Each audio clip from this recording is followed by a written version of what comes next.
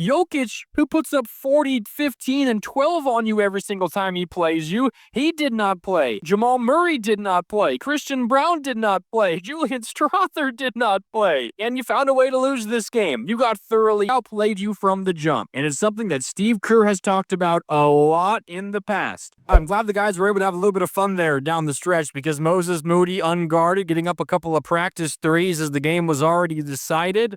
Good to have a little bit of fun and to laugh at this one because this was a rough basketball game. It was a tough watch, and the Warriors got thoroughly outclassed by a Denver team playing without Nikola Jokić, playing without Jamal Murray, playing without Christian Braun, and playing without Julian Strawther. And they led, the Nuggets did, wire to wire on the Warriors' home floor when the Warriors had won 7 consecutive games and are playing the best basketball of their season, and maybe the best basketball they've played in 2 years. And they lose this game 114-105. Welcome into Warriors Wrap-Up here on 95.7 The Game. Mark Grandy with you live from Splash at Thrive City, right outside of Chase Center. This place popping as always, but I'm sure it would be a little more popping if the Warriors had earned a win and won their 8th consecutive game and beaten a team in Denver who, again, a good team, now 44-25, but look past their record. No Jokić, no Murray, no Brown, no Strawther. You're talking about, for sure, their 2 best offensive players at least. Christian Braun is having an amazing season. Maybe in the running for most improved player. He's been great this year. This is a game the Warriors absolutely have to win if they have their sights set on making noise in the postseason, because we've spent so much time talking about how great the Warriors have looked in the Jimmy Butler era, and they deserve every single bit of it. They're now 14-3 in the Jimmy Butler era. They're 14-2 when Jimmy Butler plays. They just snapped a 12-game winning streak when Jimmy Butler plays. They have deserved that praise. They've deserved that praise. But for every win the Warriors have got, the T-Wolves have matched them. They had won 8 in a row entering today. The Warriors had won 7 in a row entering today. And those are the 2 teams that are on the line right now. One is going to be the 6th seed and in the playoffs most likely. The other is going to have to win a play-in game to make the postseason. And then you're going to get maybe OKC potentially, most likely the 2 seed in the first round. That is huge. Every game matters. And you were given a gift earlier today. The Warriors were. In fact, you were given multiple gifts earlier today. Number 1, Minnesota lost to Indiana in Minnesota. Indiana was down their 3 most important players in Tyrese Halliburton, Pascal Siakam, and Miles Turner, and they won that game in Minnesota in overtime. That's gift number 1. Gift number 2, Jokić, who puts up 40, 15, and 12 on you every single time he plays you, he did not play. Jamal Murray did not play. Christian Braun did not play. Julian Strawther did not play. And you found a way to lose this game. You got thoroughly outplayed. This was not just, well, Denver's nobodies caught fire and made every 3 that they took. No, they outplayed you from the jump. And it's something that Steve Kerr has talked about a lot in the past. Maybe I think this is generally just the nature of NBA players, but he hates, and I'm sure he said it post-game, I'm sure he's going to say it on our airwaves here on 95.7 The Game on Wednesday when he joins Willard and Dibbs. I'm sure he's going to say something along the lines of, I hate when opposing stars don't play versus us, because for whatever reason, it makes it harder for the Warriors players to lock in and to really take an opponent serious, and you felt that from the jump. Steve Kerr took an agitated timeout like 3 minutes into this basketball game because I can't really explain it. The Warriors were not getting back in transition defense, allowing Denver to score, I think, 7 transition points in like the first 4 minutes of this basketball game. It was just like layup lines back and forth early. Honestly, both teams' defenses weren't great early. Warriors especially. They were late on rotations, whether it was a cutter or a drive and a kick, and the Warriors a little bit lazy, trying to go out and find the shooter. They left open shooters over and over and over again. And, honestly, they were lucky it was a 12-point game at halftime. They were down 12 at halftime. I felt like they should have been down 25. I thought it was one of the worst defensive halves the Warriors have played all season, that first half. I mean, it was open shot after open shot, good look after good look, timely cut. Warriors not there on the help defense and an easy lay-in. And if Denver was any kind of decent percentage from deep, they ultimately finished 36% from deep, but it was worse than that in the first half. They had great looks that they were missing in this basketball game. I know the numbers don't necessarily suggest it. Denver had, 62 points at halftime?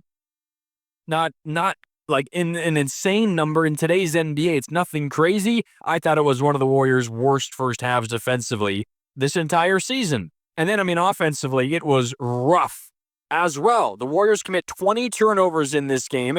Denver turns those 20 turnovers into 24 points. But guess what? Denver also committed 20 turnovers, and you scored 27 off those turnovers. You actually won the turnover battle. The teams committed the same amount of turnovers, and actually, Denver committed 22 as a team because they had a couple of turnovers that go in the team turnover category, 22 total turnovers. The Warriors won the turnover battle, believe it or not, but you committed 20, and it turned into 24 Denver points. Stephen Curry committed 7 of those 20 turnovers himself. It was one of Stephen Curry's worst games in a very, very long time, and we're going to hear from Steve Kerr coming up in a little bit. I'm sure Steph is Steph, and he's beyond reproach, and no one is ever going to argue anything otherwise. He's the top 10 player of all time. He might be a top 5 player of all time. For my money, he's the best point guard to ever play the game of basketball. It's between him and Magic. There's no debate about that. We can debate Steph versus Magic, whatever. That's a conversation for a different day.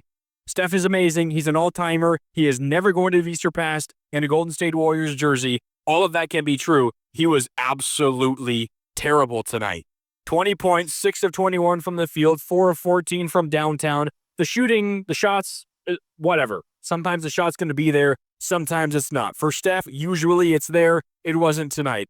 The 7 turnovers are what did the Warriors in and what did Steph in specifically in this one. They weren't just like your run-of-the-mill turnovers. At least 5 of them were like head-scratchingly terrible decisions. There was one moment the Warriors had a little bit of momentum in the fourth quarter. They got within 3 at one point after a good Jonathan Kuminga sequence. Warriors force another turnover, and Steph is dribbling the ball up in transition down the middle part of the floor. Warriors didn't really have numbers, but they wanted to push and try to get something easy. And Steph, even though Kuminga was entirely covered up, cutting in from the left wing, throws like a half-hearted lob. Maybe he thought better of it at the last second and tried to pull it back. Whatever it was nowhere near connecting with Kuminga. A turnover, and Warriors lose an opportunity to get within a couple of points in that moment. That's just one example, one of his 7. He was rough in this game. And again, it doesn't change anything that we've seen from Steph in his career in the last month, whatever time frame we want to look at it from. He was bad tonight. We can call a spade, and I'm sure he will be the first to admit it. He's also been carrying this team of late. He's been playing at an MVP level since the Jimmy Butler acquisition. Frankly, he's due an off night. This was a really, really, really off night. And part of me wonders, he had the lower right back soreness that's been bothering him the last handful of days. He was questionable coming into this game. He was a game-time decision, ultimately warmed up pregame and gave it a go. I saw him a couple of times between, free throws or during timeouts, kind of hitting himself in the lower right back area, trying to get it loosened up. He clearly was not feeling great. He seemed a little bit slow, a little bit unsure of himself. That's fine. He's been playing amazing. This isn't some, Stephen Curry conversation that's going to go any further than that. He had a bad game, but he was really, really bad in this one. Those 7 turnovers were rough, but it's not like it was just him. The Warriors committed 20 turnovers as a team. The defense was pitiful in the first half, and the Warriors lose an opportunity to pick up really, really, really important ground on a number of teams. And I see it right now on our YouTube chat. And by the way, you are welcome to join this conversation. In fact, I encourage it, as always, here on Warriors Wrap-Up. It's Mark Grandy with you, live from Splash at Thrive City, the newest sports bar here at Thrive City. It's just outside of Chase on the west side of the arena. If you're in the area, stop by and say what's up. It's a great spot to take in a game, an event, to grab something to eat or something to drink. But you can join the conversation, 888-957-9570. That's the number to call. It is also our text line, and I've got my eye on our YouTube chat powered by First NorCal Credit Union, youtube.com/957thegame. Let's see here. Where is it? Stephen McGuire. Shout out to Stephen. Stephen says, don't kill me, but I think we would have actually won by double digits if Steph sat for this one. He hasn't looked right. He definitely did not look right in this one. I don't know about that, Stephen. You might be right. I mean, Steph was bad in this one, but even when Steph isn't playing well himself, he's still opening things up for everybody else. What I will say to your comment, though, Stephen, and appreciate you chiming in, is because he played tonight, the Warriors were almost banking. So Steph's banged up, right? Not feeling 100%. You play Steph in a game where Jokić, Murray, and Braun and Strother sit. You're saying, all right, we're pushing all our chips in for this game. We're going to guarantee that this is a win. And then, we might sit Steph out tomorrow against Milwaukee. And even if we don't sit Steph out tomorrow versus Milwaukee, the chances of us winning that game are definitely less likely if Steph plays tonight. Because one, he's already banged up. Two, he's going to play 30-plus minutes in this game. And it's difficult to ask him to play on a back-to-back at his age of 37 years old, at this stage of the regular season, when he's been racking up all these minutes of late, carrying this heavy load, and to do it again on a back-to-back night against a physical team in the Milwaukee Bucks. So you were kind of counting on this being a win, and then whatever happened last night or tomorrow night would happen tomorrow night. If the Warriors had won tonight, that would be a 5-0 beginning to this 7-game homestand. You have Toronto to close it out. You feel like you can beat Toronto, especially off a day off. And you're looking at, if you just win this game against a Denver team without Jokić and without Murray and without Braun and without Strother, you're looking at likely at worst a 6-1 homestand. And I said a 5-2 homestand would be par. 6-1, that will be a birdie. 7-0, that's a double birdie. But now you have looking at 4-3 is still possible, and that would be a bogey. And I think there's a chance that we don't see Steph tomorrow, which makes, the Milwaukee matchup that much more difficult for the Warriors going forward. So this was kind of a double loss for the Warriors, because you lose this game, you push Steph when he's clearly not 100%, not necessarily saying that was the wrong decision.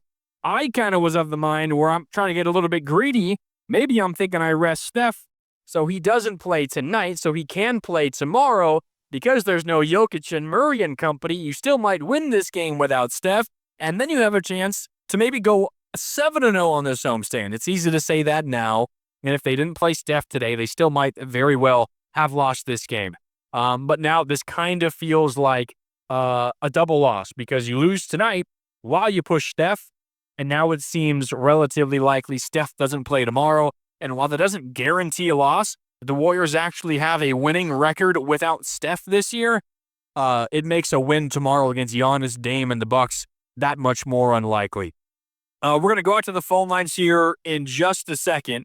888-957-9570. Again, 888-957-9570. Talk a lot about Steph and all the issues defensively. We don't have to look that far, though, to find where this game was decided. Honestly, the Warriors, let's take a look at the numbers. Warriors shoot 49% from the field. The Nuggets shoot 47% from the field.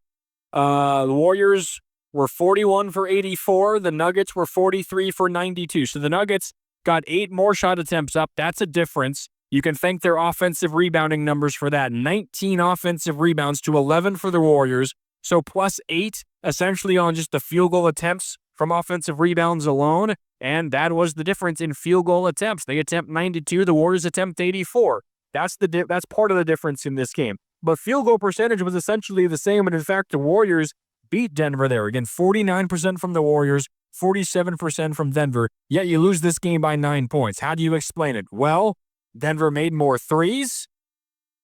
They made 14 threes to the Warriors 8. They attempted 6 more, but they made, again, 6 more. They shoot at a much higher clip, 36% from deep to 24%. So 6.6 6 3-pointers more for Denver. That's an 18-point advantage. And then free throws was the other part of this.